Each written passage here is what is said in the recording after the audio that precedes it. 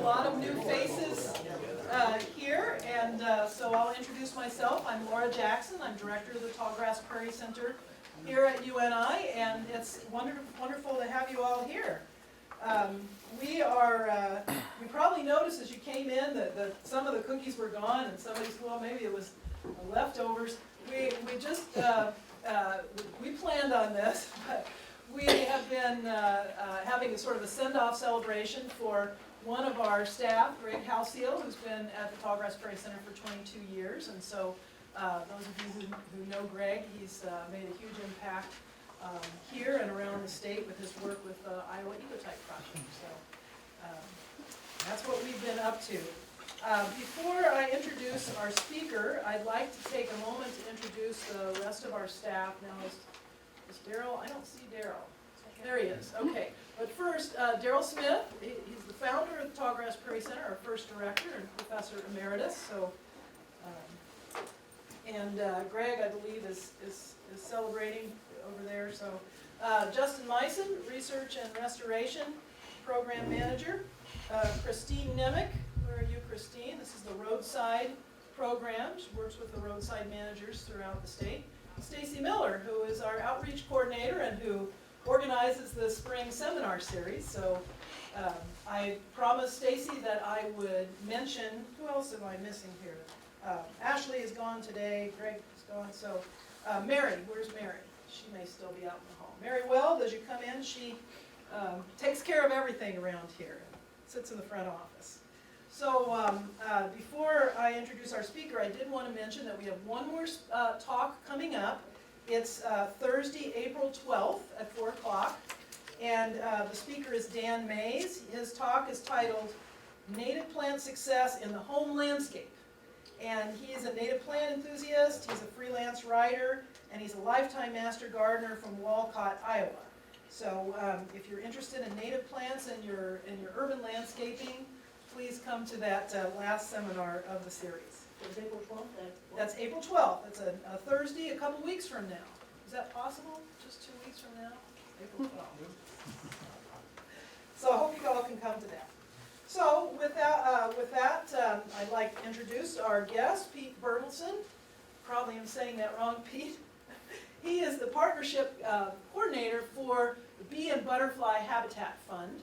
And he also has his own business as a consultant called Conservation Blueprint. He is a wildlife biologist from Texas Tech and University of Wisconsin-Stevens Point. And had worked before this, he worked for Pheasants Forever for a very long time, doing habitat work, and ultimately was director of their Habitat Partnerships program from 2013 to 2017.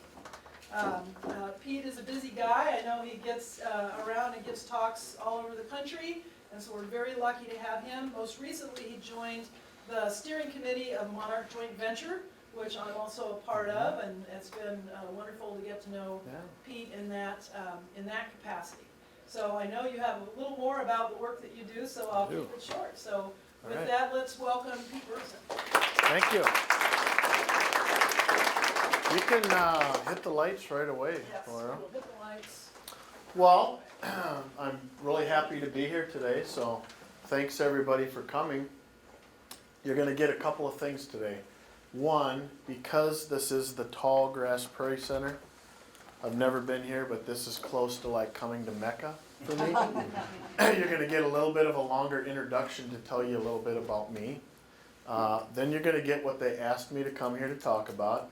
And then you're going to get a little bit of a close that is kind of my personal thoughts and viewpoints. So with that, I will start out with, this is a photo of my lovely wife and I conducting a prescribed burn on our farm and ranch that resides in the beautiful Loess Hills of central Nebraska.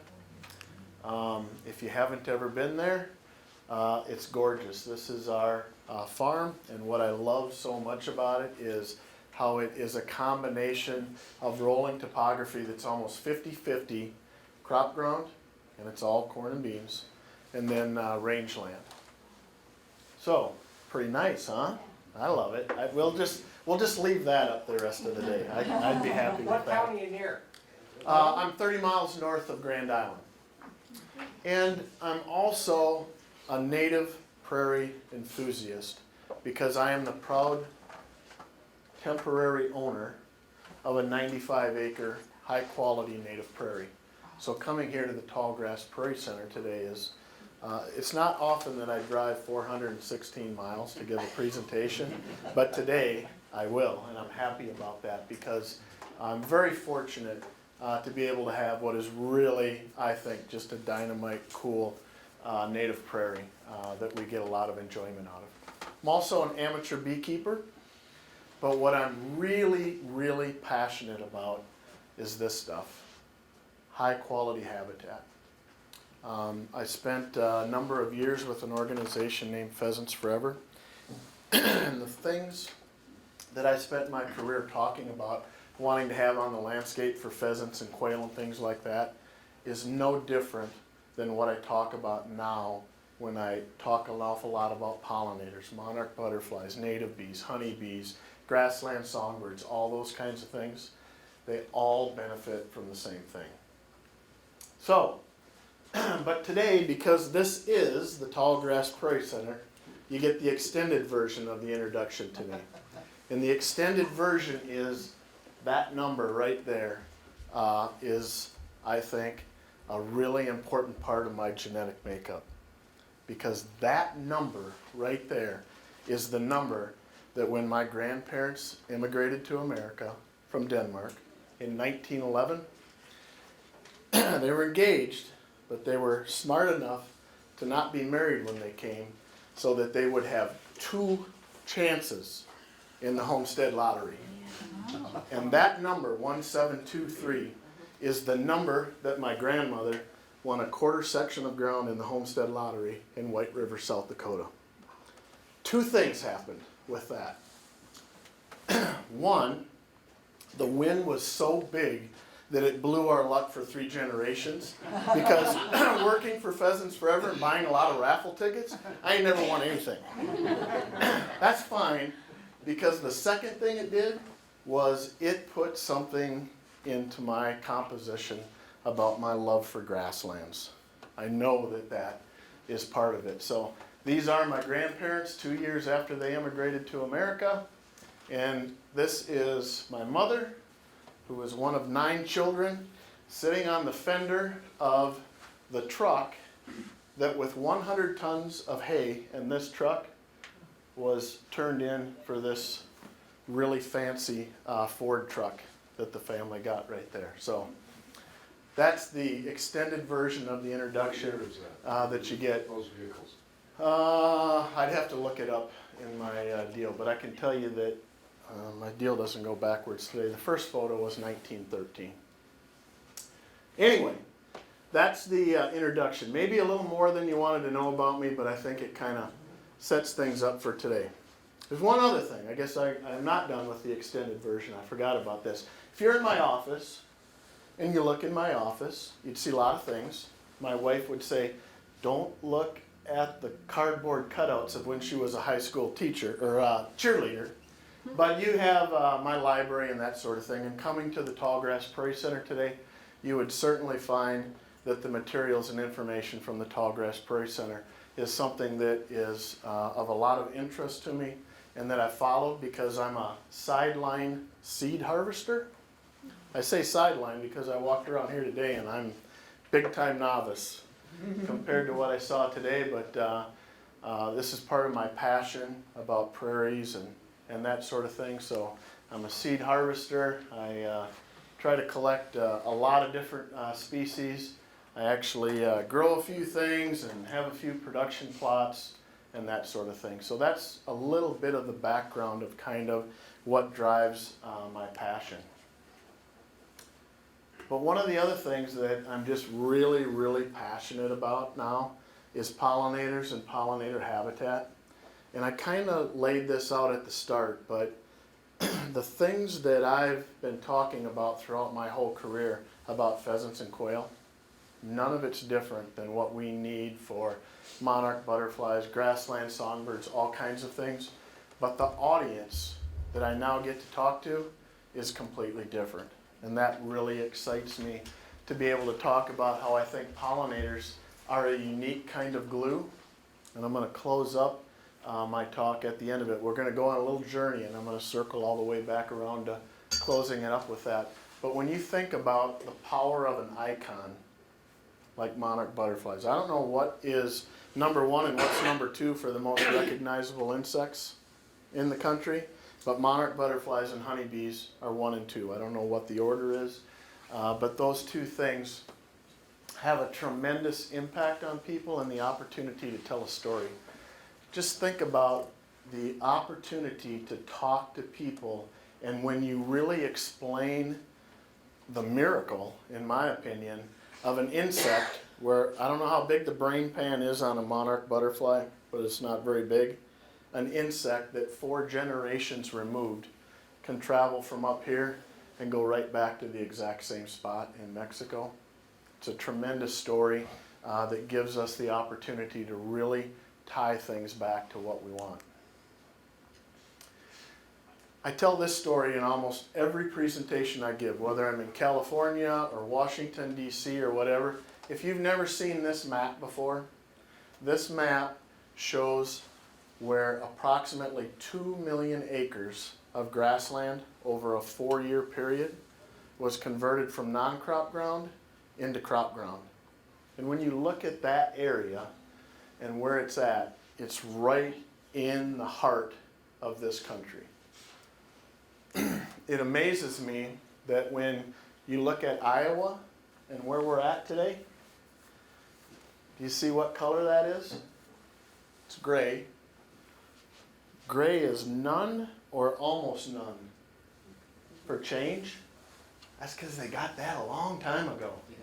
It went away a long time ago, right? But that area where these changes are happening, and remember, this is over just a short 4-year period.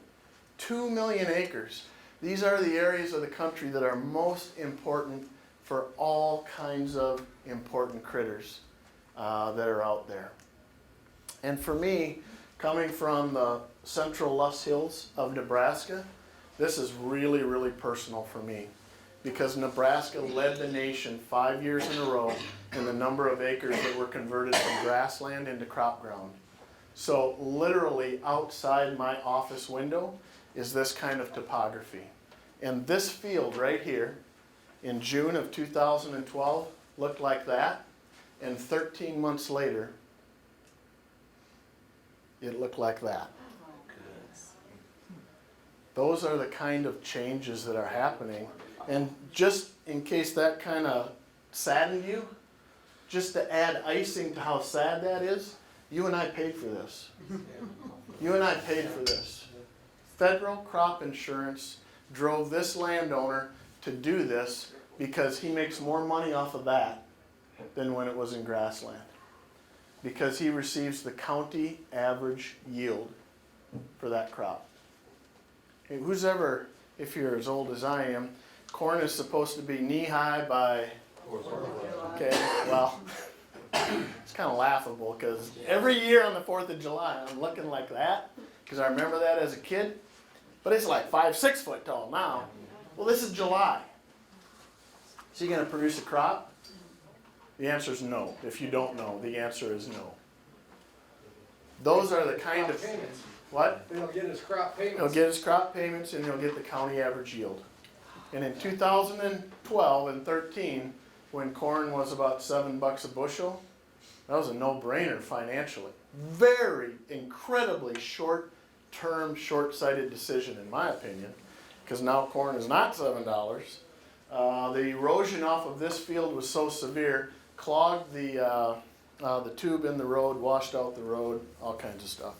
Anyway, that's not what I'm here to talk about, and I'm spending too much time on it, so I'm going to move along to say that, in my opinion, when you have all these changes that are happening, 2 million acres in 4 years, right here in the heart of the country, I am driven by the fact that when we have an opportunity to have an acre of habitat, we have to make it the best that it can be. We don't have the luxury of just kind of planting whatever. We have to really think about what we are getting and how we can get the most out of it, because there's not that much around anymore. So, why it all binds? If you think of this circle as everything that influences the farm bill, or pheasants and quail, or water quality, or all of these other topics that are going to plop up there, not everything related to water quality is related to hunting or pheasants and quail and that sort of thing. But when you think about all these different topics that are coming up there, one thing happens.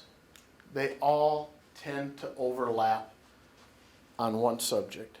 They have common ground. And I believe that pollinators are the topic and the issue that can bind every single one of those things. And that's what I'm going to kind of close with when we come back to that today. Just a couple of quick comments, because they helped send me over here today. The Bee and Butterfly Habitat Fund is a nonprofit organization comprised of a wide range of groups that go from commodity organizations to agriculture industry to commodity groups to nonprofit pollinator groups that are working to put pollinator habitat on the ground. And we have two objectives.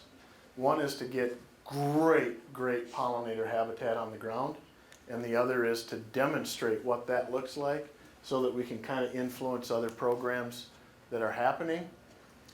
We do our projects in two halves. One half is a honeybee mixture. That's the honeybee mixture 2.5 months after it was planted, providing great value for honeybees. And then the other half of our project, the other 50% of the project, so if somebody does 20 acres, 10 acres of it is this stuff, and 10 acres of it is this stuff. And we call that the monarch butterfly mixture, and is comprised and dominated by native wildflowers in the mixture. All right. And we document those results and what kind of value they have for pollinators through 3 different research projects that are going on right now. Okay, so now what I was actually come to talk about, I was asked to come and talk about, are what I think are key considerations to have great high quality habitat. So, I believe that there are 3 things that if you have success or failure, it seems to always come back to one or more of these 3 topics. So I'm going to chat about these today. I'm going to show you examples of what I mean, what it looks like, and we can certainly take your questions about that stuff. So, the first one is going to be site preparation, and the most important thing that I can tell you about this is that contrary to what you might see on television, we do not have a time machine, okay? So for me, the most frustrating thing of working with somebody that wants to put in projects, high quality habitat projects, is when you're 3, 4, 5 years down the line and you're not happy with what you got. That is the most expensive investment that you have, is your time and energy. And so that is something that is really important to me. And almost always, if you don't have the results that you want, it goes back to what was your site preparation. That's number one, because this is the picture of what everybody wants it to look like. Okay? Anybody in the room familiar with the Conservation Reserve Program? Okay? This is a 14-year-old CRP field. How many 14-year-old CRP fields do you see that look like that? Not too many, I would predict to you. This is what it looks like an awful lot when you start. And then it seems like you wait and you wait and you wait, and the next thing you know, it looks like that. It's just gone to something that's dominated by grass. And an awful lot of the times, what people really want are those things that have more of the wildflower component in it. So I'm going to talk a little bit about how we can make sure to get there. So just like modern agriculture has kind of advanced from the 2-row corn picker to the however many cajillion row corn combine that is, how we think about and design high quality habitat, especially for pollinators, has changed. It's evolved. And I'm going to give you a couple examples. The first thing in the way that it's changed is planting depth. How many people in here have ever planted CRP or a pollinator or anything like that? Hold them up, let me see them. Okay, not too many of you. Well, okay, so here's the first rule of thumb. What is the appropriate planting depth for a seed? Any seed? Anybody? 1/4 inch, 3/8 inch. Maybe, maybe not. Twice the diameter of the seed. Okay? So, what'd you say, 1/4 inch? Did I hear you say? You put this seed in the ground, smooth milkweed, 1/4 inch, probably okay. You put this seed in the ground at 1/4 inch, you won't see it. It won't make it. So my point is, this number that's down here, this is how many seeds it takes to make a pound. Okay?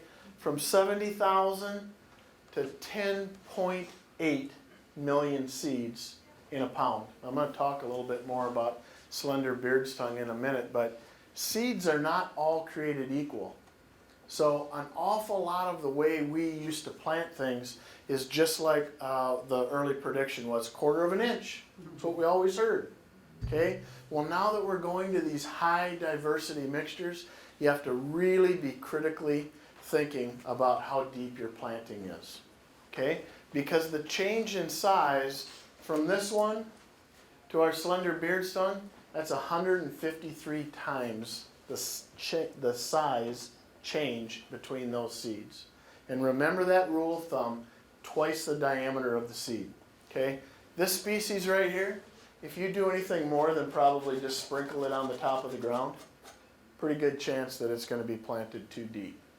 So very different than most of our grasses and our much larger size seeds. All right, no-till drills. In this example, one of the things that we talk about is using drills to plant mixtures for primarily this reason. It's critical that you have seed to soil contact, okay, with your seed to get it to germinate. If you went out and had a big old handful of grape pollinator mixture and you just spread it out in your lawn where all your grasses are, would anything show up? Not likely, because for two reasons. One, you're not going to get seed soil contact, and two, the grasses will outcompete it. Okay? So you can broadcast seed, and I'm going to talk about that in a minute, but what is critical is that you get seed soil contact. This is a CRP field that had a prescribed fire on it, okay? And we no-till drilled it, because if we would have broadcast that, looks pretty black and everything, you'll get all kinds of seed soil contact. Well, the grasses are going to come right up like that when we get moisture and warmer soils. So that's why we have no-till drilled that. But there are ways that we can do things, and broadcast seeding can be great, especially in my opinion if you do it in the fall in what we call a dormant seeding. A dormant seeding is when you've put the seed on the ground after a hard freeze, so that seed will not germinate and grow. Okay? Your soil temperatures are probably 50 degrees or less, and it won't germinate and grow.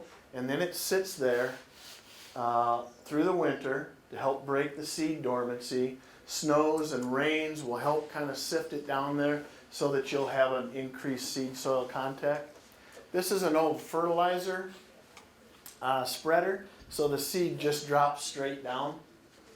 So that's a different version of broadcast seeding. There are air seeders in which that can work, or you can do the old Johnny Appleseed type of things as well. But I probably wouldn't want to do 10 acres this way. So broadcast seeding can be great, especially when you think about those really, really small seeds. Can be great, but it works only if you're going to get that seed soil contact and you don't have too much competition when you start. Because think about it, how does Mother Nature do it? Okay, well, a lot of times it's dormant seeding. So this is after a snowfall, and you can see that seed. This is just what got knocked out of the head. That seed is going to sit there all winter if a mouse or somebody doesn't come along and eat it, which could be a high likelihood. But if it makes it through that, when this snow melts, the seed goes right down. You have that soil that's pretty soft and mushy, and that seed goes right in there. Great seed-soil contact. So lots of the time, think about how did Mother Nature do this?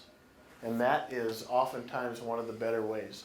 And when we're talking about wildflower species that are legumes, they almost always come with a very hard seed dormancy, which means that freezing and thawing action of the winter can help break that and increase your germination.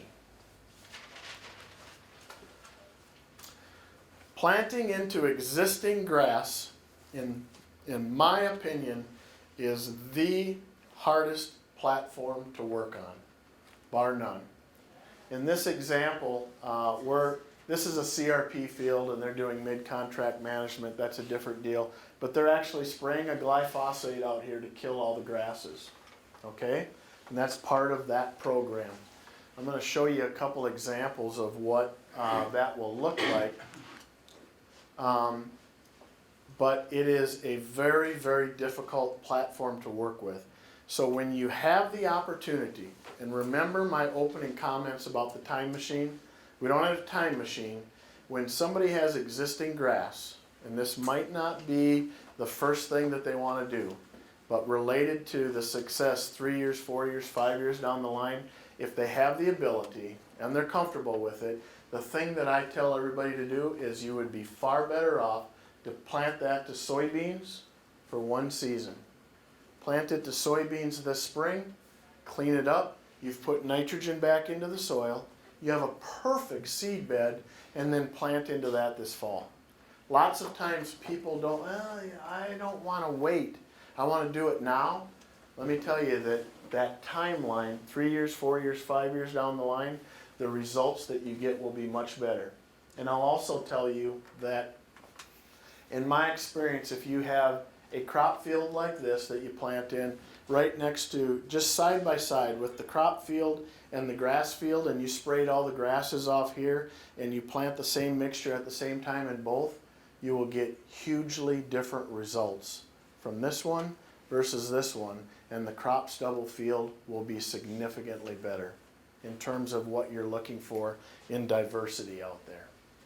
So this next photo I'm going to show you is if we go back to this one. Okay, so this is spraying. Okay, well here's what the results of that can be. Well, is right here. So this whole field had a prescribed fire conducted on it in the spring, but the fall before we went out and along here sprayed it with glyphosate. Okay, so after the fire went through, this is probably 3 weeks later, you get a little rainfall, the soil heats up, the cool season grasses in here just take off. Well, what happens here is those grasses that you sprayed in the fall are gone.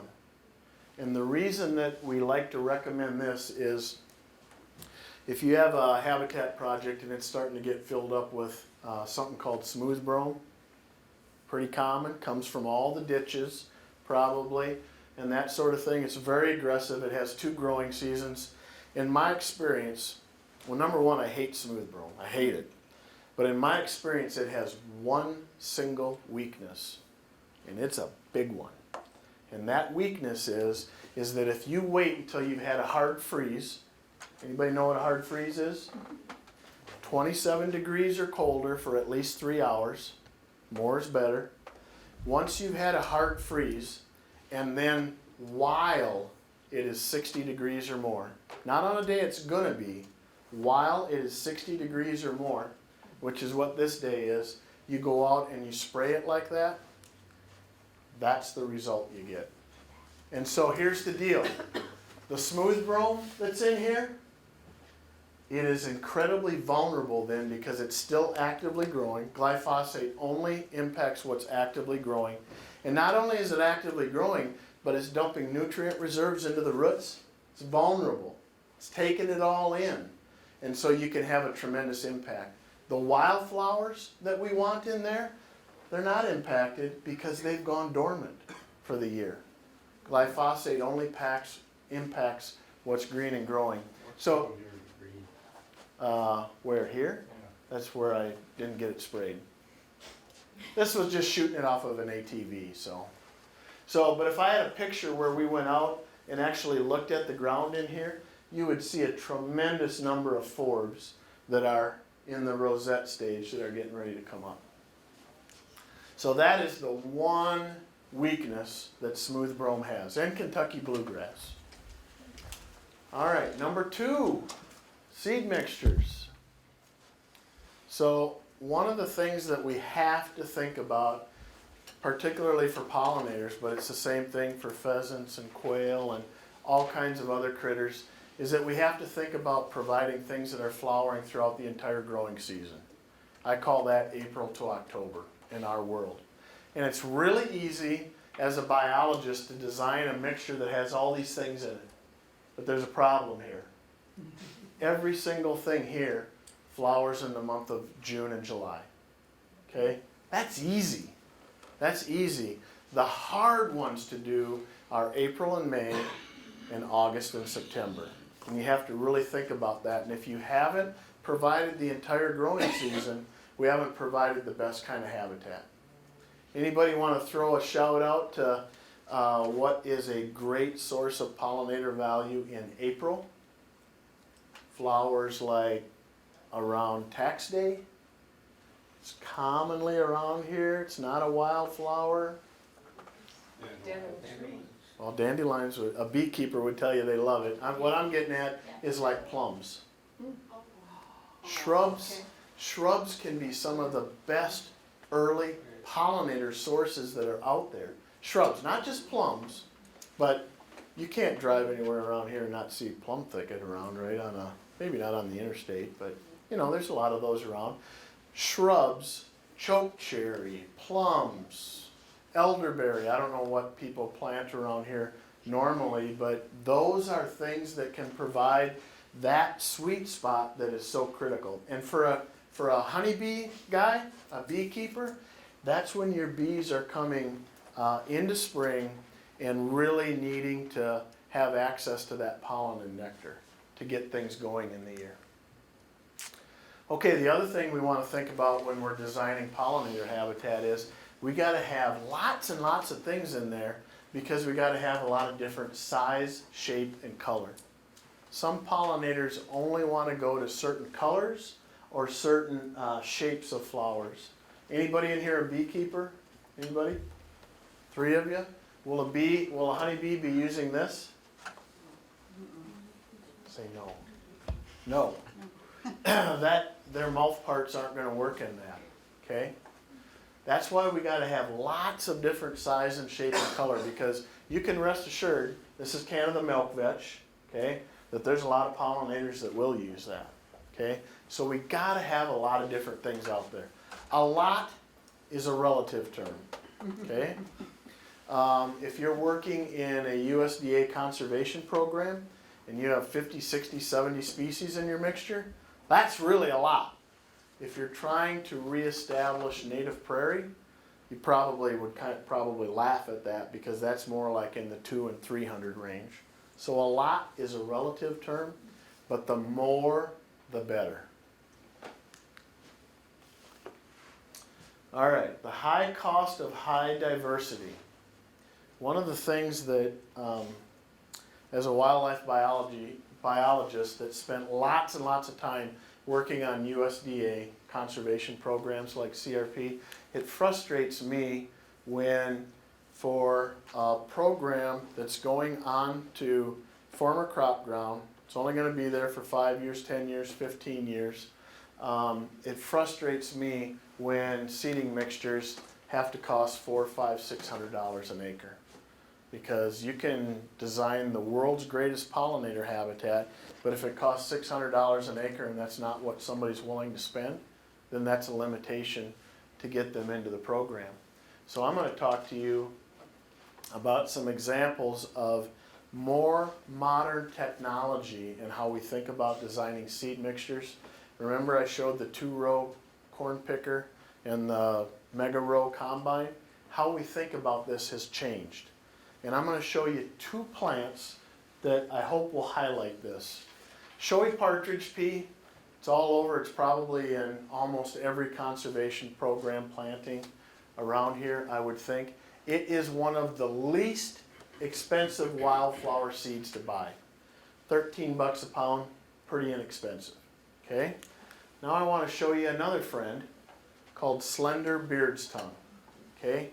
Flowers really early in the year, be flowering in May. It is the bomb for bumblebees, but it's really, really expensive, okay? So when your first reaction when you see that is, what, anybody want to buy a pound? I brought a pound with me. Anybody? Nobody? Well, it sounds really, really expensive.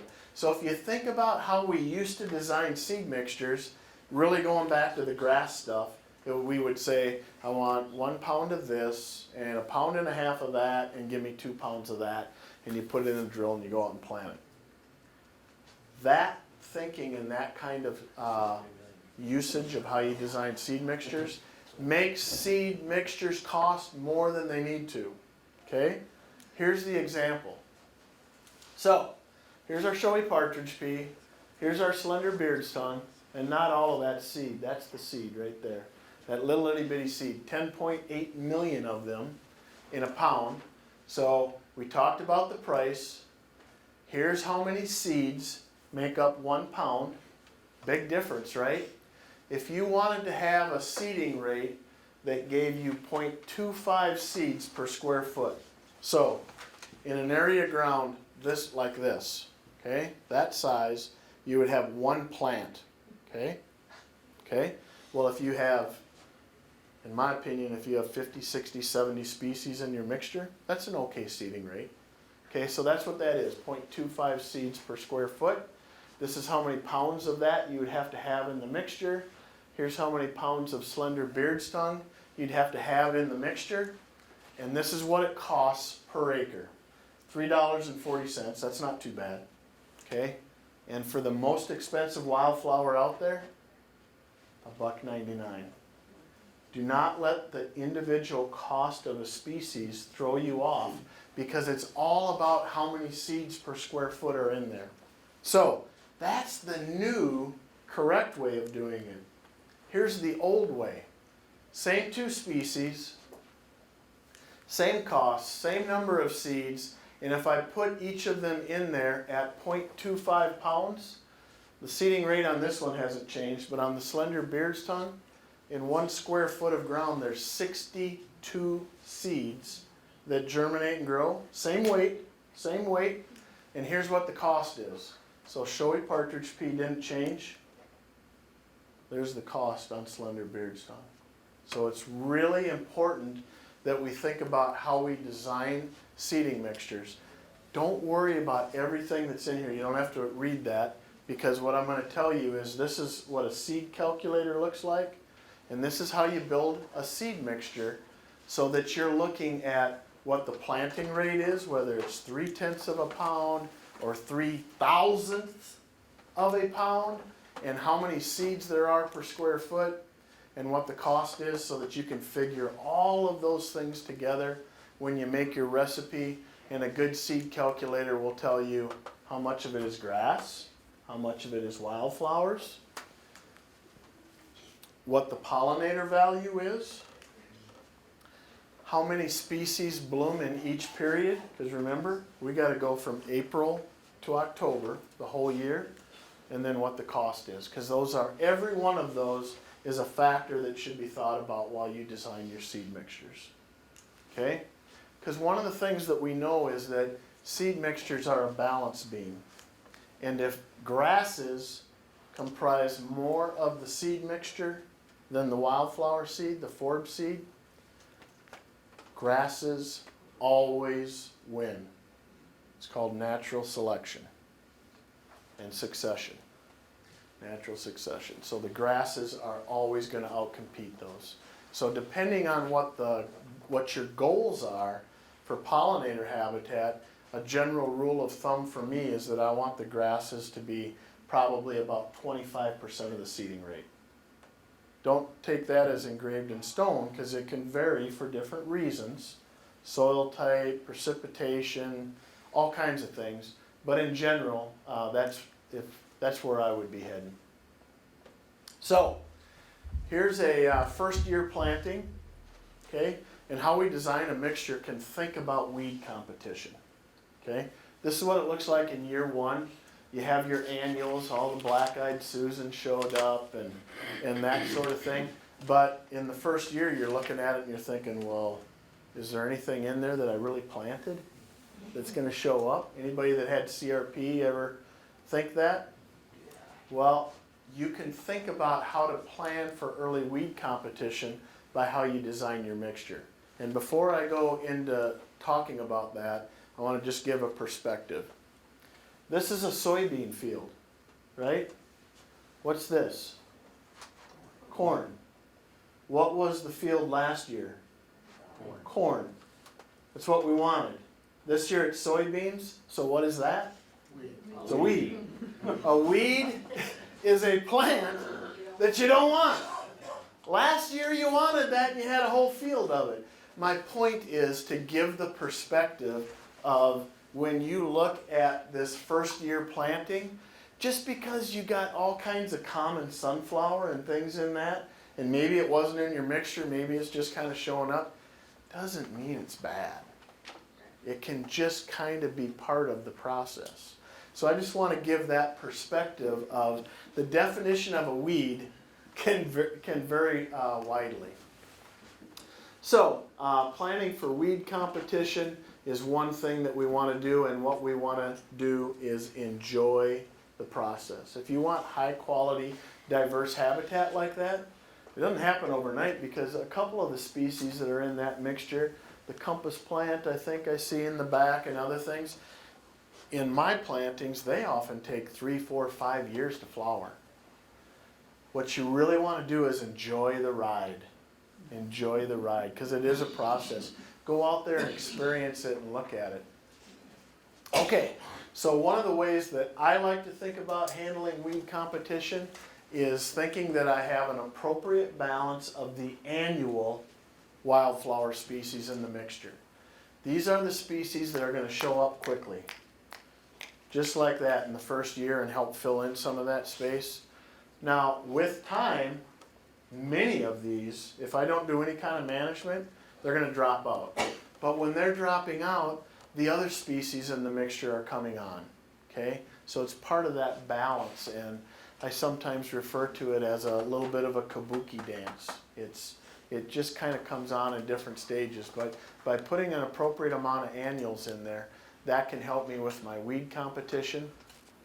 I put this up here because we also want to think about including the species that are going to benefit, the plant species that are going to benefit the different kinds of wildlife. In this example, butterflies. This comes from a 9-year study out of Creighton University, where that showed them what the most important butterfly species were, the plant species for butterflies. What's your first reaction when you see this one here? Okay. Okay. Does anybody know much about a species called tall thistle? It's a native. Absolutely, it's a native. What's the quick and dirty rule of thumb that tells you a native thistle from an introduced thistle? Anybody? Silver underside. Turn the leaf over, and if it's white or silver, that's no good. That's this guy right here, musk thistle, and other thistles that are introduced and run around on the landscape and cause all kinds of problems. Tall thistle is a native thistle, and I think has some of the greatest value for getting monarchs to the mountaintop in Mexico. Yeah. Okay? So milkweeds for monarchs are really important, right? Milkweeds are required for that part of their reproduction. We have to have it. But milkweeds don't get the monarch to the mountaintop in Mexico. These nectaring plants right here that they need to have that fuel to make it in September are what are really critical. Natives versus introduced. All right, so this was the one topic that I'm like, I'm coming to the Tallgrass Prairie Center, so how is this going to go over? So, here's my comments on this, and I'll back this up in just a second. The Bee and Butterfly Habitat Fund is trying to put high quality habitat on the landscape for a wide range of pollinators. Okay? How many people know that honeybees are not a native species? They're an introduced species. That doesn't bother me. No surprise, because I worked for 27 years for a place called Pheasants Forever, an introduced species. But it's not a surprise that those introduced bees evolved with introduced plants. This is a really cool study out of Minnesota where they looked at the pollen that the bees were bringing back to the hive, okay? And they took it back through DNA analysis to what plant did the pollen come from, okay? So there's two things. There's little circles and there's big circles.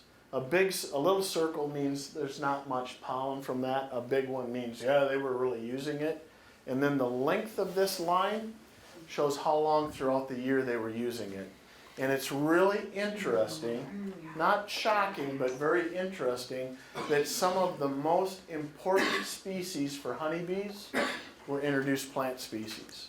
And without question, the most important ones are the different clover species. Okay? So I don't know how many of you know about sweet clover, but I'll just say a couple of things. So this is June 5th.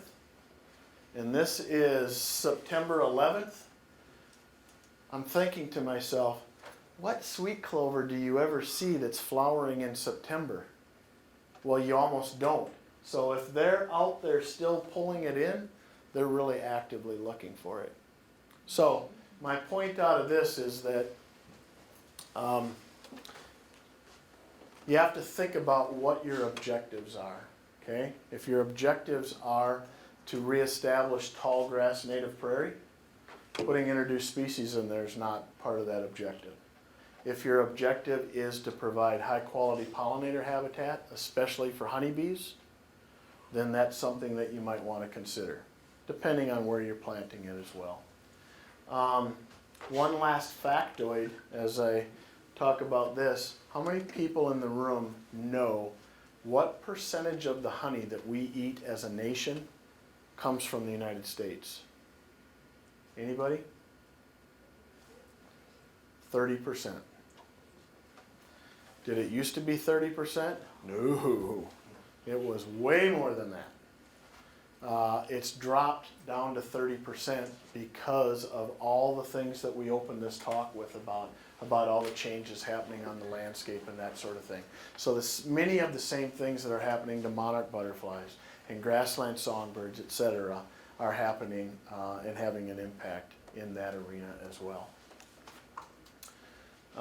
Okay, high diversity, in my opinion, always equals high quality. The more things, the better.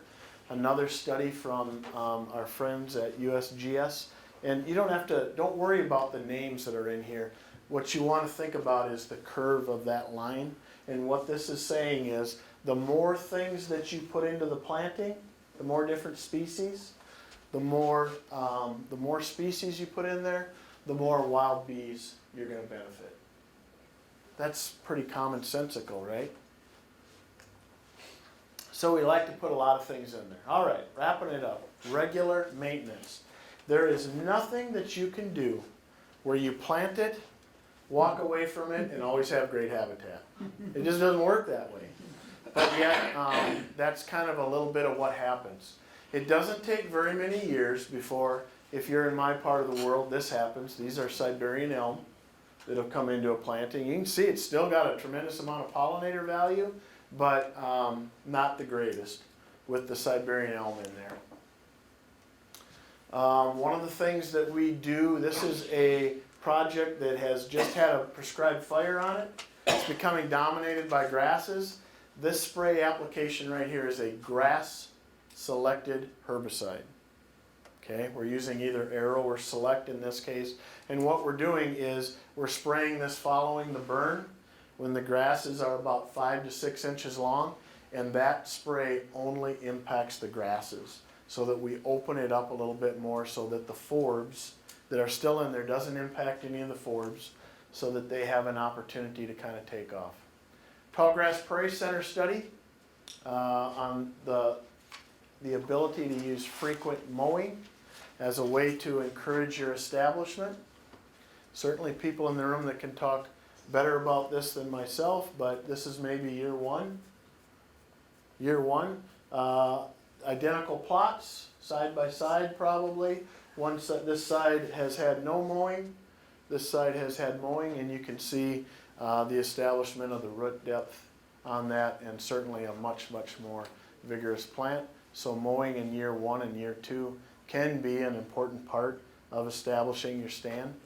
My personal belief is that this as a management tool to establish your stand becomes more important as you get more rainfall. Okay? You don't realize it, but you're in the tropics here in Iowa. You get large, abundant amounts of rainfall. And year one usually does it. You often don't need year two. Yeah, that's great. So, it's a little bit confusing here because that paper is not the same as this picture. well, don't tell me that. Well, I'm Is that sorry. right? Well, you're totally right, and so that paper is about something that's about going into a grass prairie and trying to add forbs to it by Oh. mowing to knock out the grasses and Can you send me the right paper so I yeah, can? yeah. Just so you know, you're the only one that knew it though.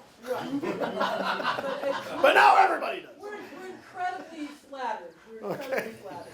Either way. All right, sorry, I don't know how I got that wrong, but I got it wrong. Well, we don't have that second one published yet. That's the Yeah. Upgrading into existing grass cover can be one of the management tools. This is again following a prescribed fire on a project. I'm a big proponent of prescribed fire because I believe it is the most cost-effective management tool that you have. Okay? So if you're a landowner and you've heard somebody talk about, fire's great, greatest thing for management and everything, and you're a landowner and you're like, well, that's nice, but how am I supposed to do that? One of three things, if not more, one or more of three things comes up to bite you. I don't know how to burn.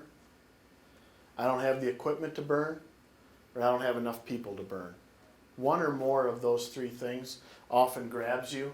One of the things that we put together with my former employer was we went around the state forming what are called prescribed burn associations. Okay? And I come from a part of the world where we still got a lot of cattle. It's kind of like a community branding. When this landowner that owns this property wants to burn this place, this landowner who is a neighbor of his comes and helps.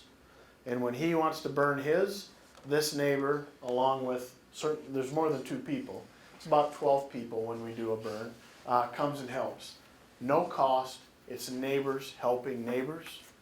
And we would provide a trailer that had $27,000 worth of burn equipment in there, 2 of these skid sprayers, all the Nomex clothing, drip torches, radios, all of that stuff.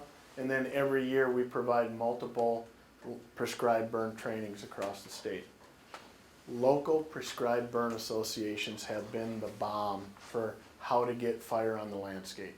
So as a private landowner, I want to put fire on my place, and I know how to burn because I've always burned, but the other two things grab me. I don't have the equipment to burn, and I don't have enough people to burn.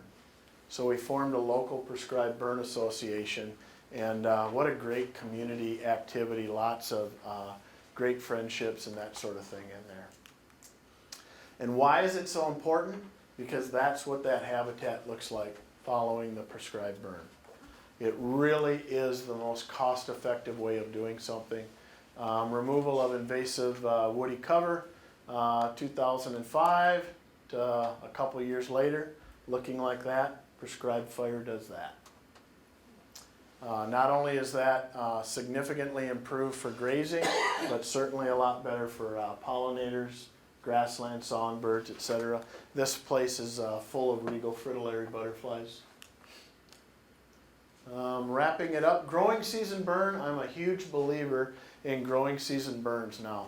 This is the month of September. Okay, when you think about a burn in March and April, you see the pictures where you got flames this high. That's not the way it is with a growing season burn.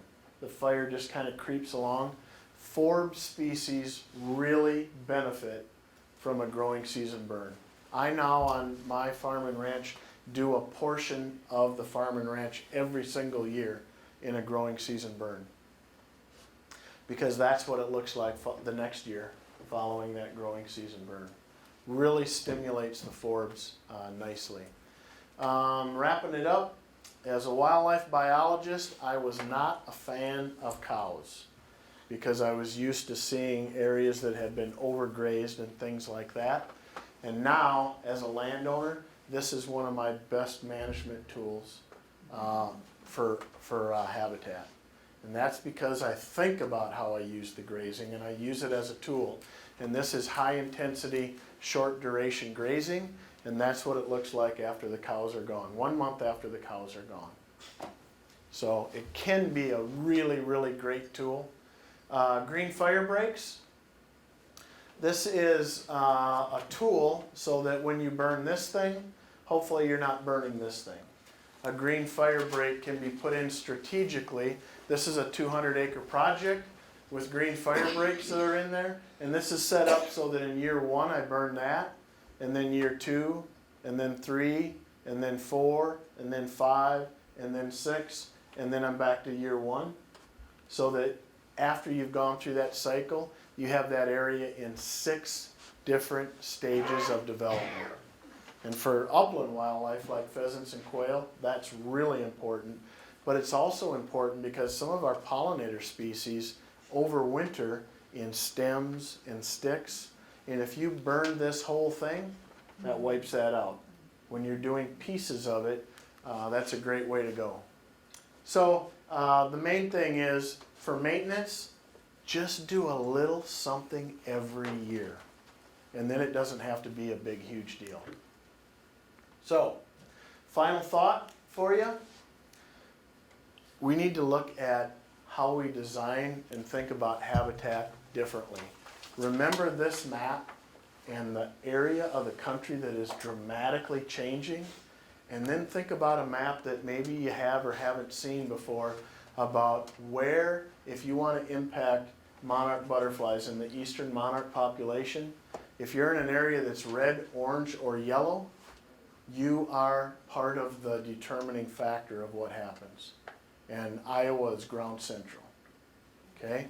So think about that, and I go back to kind of what I opened it up with, that we need to make sure that we're getting every acre the best it can be. And I really think that if we continue to do things the way we've always done them for the last 10, 15, 20 years, where monarch butterflies are concerned, I don't think we're going to get it done.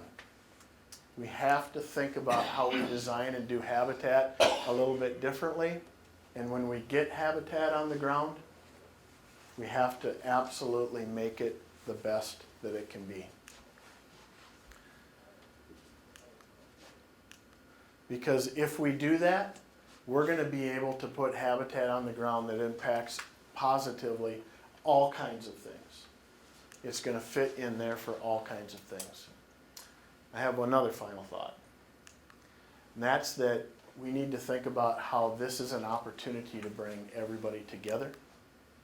I think it's a unique moment in time that we have right now where, in general, the public has a very high awareness and understanding that there's a problem with monarch butterflies, that there's a problem with honeybees. We have a unique moment in time, and I don't think that those unique moments in time last forever, especially when we know where we have to do the work and what kind of work we have to do. I think that we have to work with agriculture. It's critically important that we work with agriculture. It's really important or easy to look at a photo like that and see that conservation is happening on the landscape and that sort of thing. But there aren't many landowners like this. Lots of the landowners that are out there are like my neighbor. This is literally 1/4 of a mile from my house, okay? what do you know about this photo when you look at it? What's that Anybody know what this is? Irrigation. It's an irrigation pipe, okay? That's gravity irrigated, not very efficient, but this cornfield does not lack for moisture, okay? What's happening in this cornfield?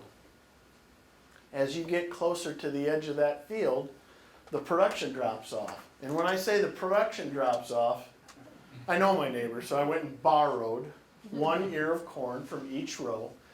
And without question, somewhere between here and here is an opportunity for conservation. There's room for conservation on every single farm and ranch in this country where this landowner would make more farm and ranch income by putting that into conservation. Because the cost to grow this is the same as the cost to grow this. The input cost, the diesel, the seed, the fertilizer, all of those things, the input costs are the same, but the output costs are not. And I just think that, particularly in the monarch butterfly world, I think that I see too many occasions where people draw a line in the sand and say, we're over here and you have to stay over there. And we're not going to work with you because we don't like you.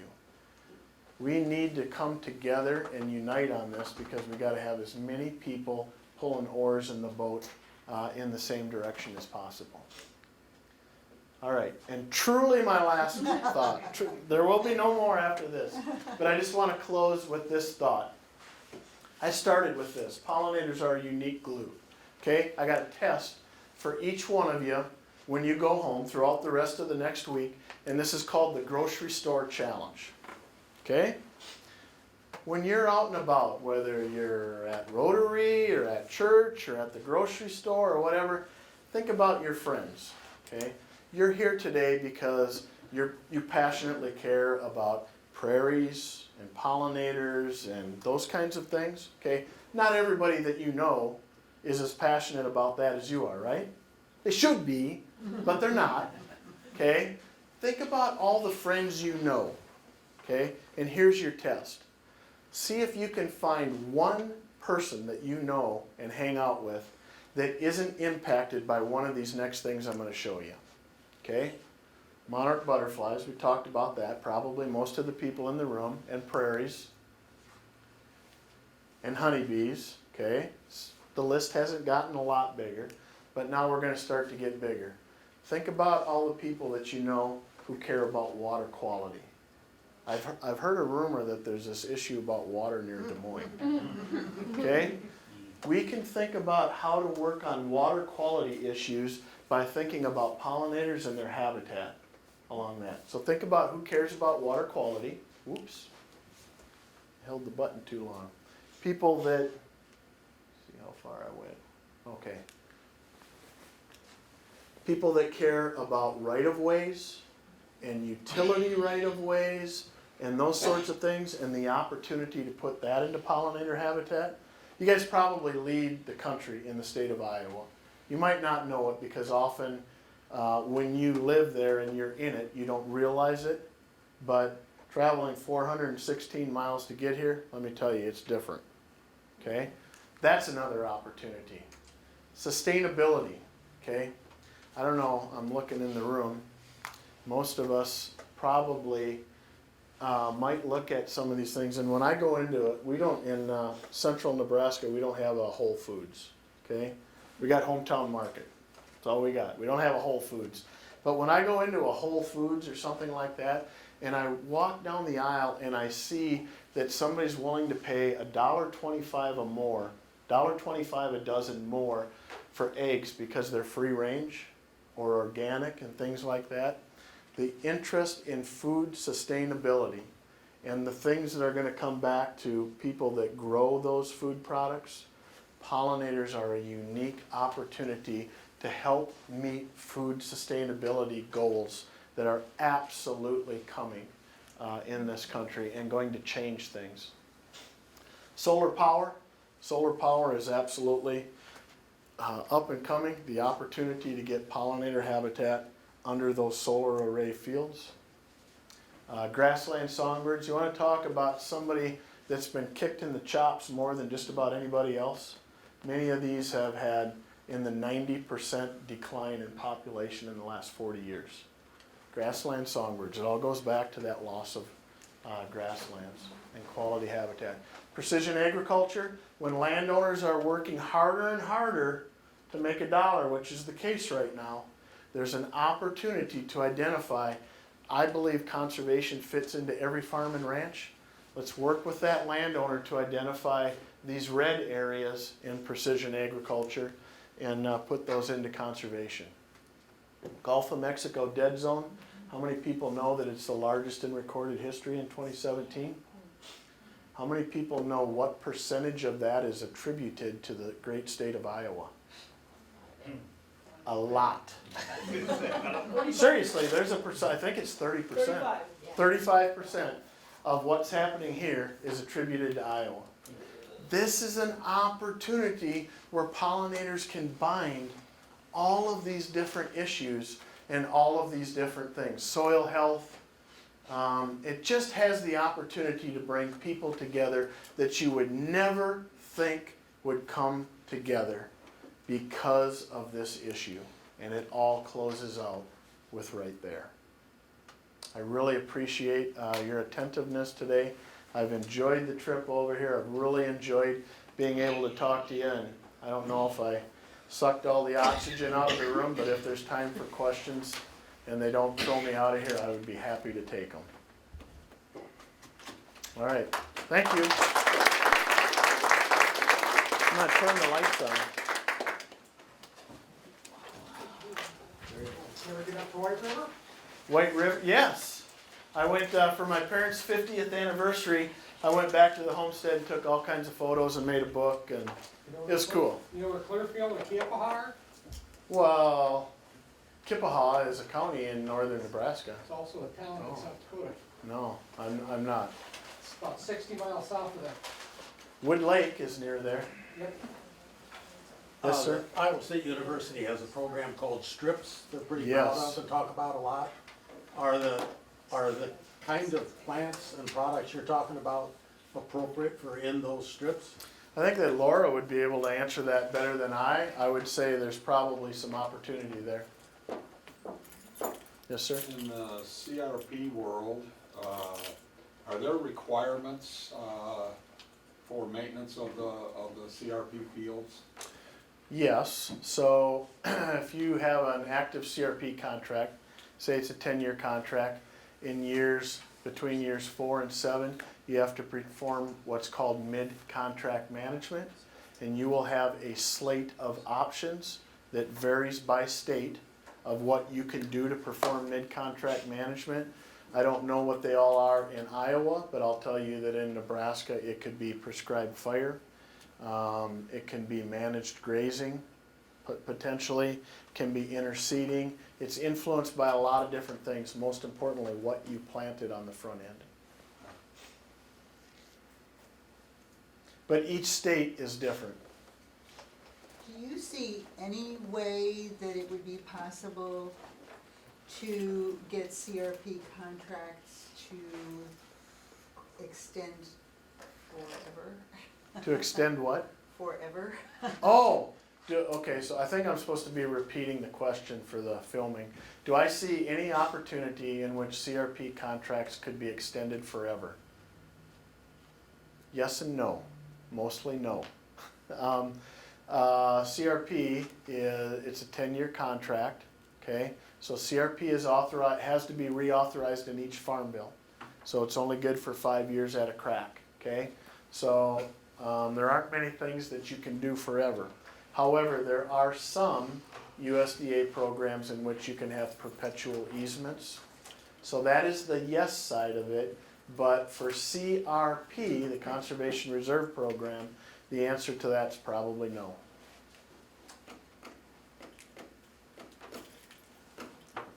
Yes, sir?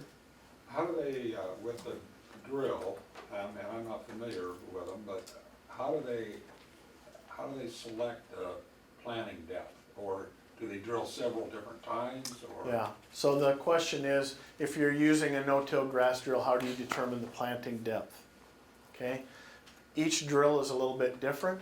The one that I had in this presentation that went by had what are called depth bands on it, which the technicality is it only allows the planter to go into the ground so deep. You could set it so that it just dropped the seed on the top of the ground, or it goes in at a very, very shallow depth. Each drill is a little bit different, but there would be some sort of a hydraulic sort of adjustment on the drill that you would have to think about how to set. So you don't put a mix in there? You do. You do? You do, yep. You're basically, so, on the example that I used on this drill, and I'll try to go back to it, this drill has 3 different seed boxes on it, okay? Oh. So each, let's see, so maybe I'll go to this one, this wasn't, each box on this drill, you can see right here, 1, 2, 3, each box is set to plant at a little bit of a different depth and a different type of seed. Okay. That's why we don't use just a regular old grain drill, okay? Because they don't have that kind of flexibility. Yes, sir. Also, the pickup of the seeds is Right, different so, than the regular drill. yeah, so in one of these boxes right here, there's an auger, an agitator that goes around, because the real fluffy seed, if you didn't have that, it would bridge. It would just kind of go like that and it wouldn't drop down. So that's yet another adaptation. What kind of drill is that? This is a Truax. Okay. It's called an OTG, which stands for on the go. It is not an inexpensive piece of equipment. That's a 10-footer and it's about 43 grand. But durables all get out. Yeah, even more durable than the Flex 2 that you have in the back here. All right. Well, I really appreciate your time and energy today. I'll be hanging around if anybody else has any questions. And thanks a lot and have a great evening. Thanks so much.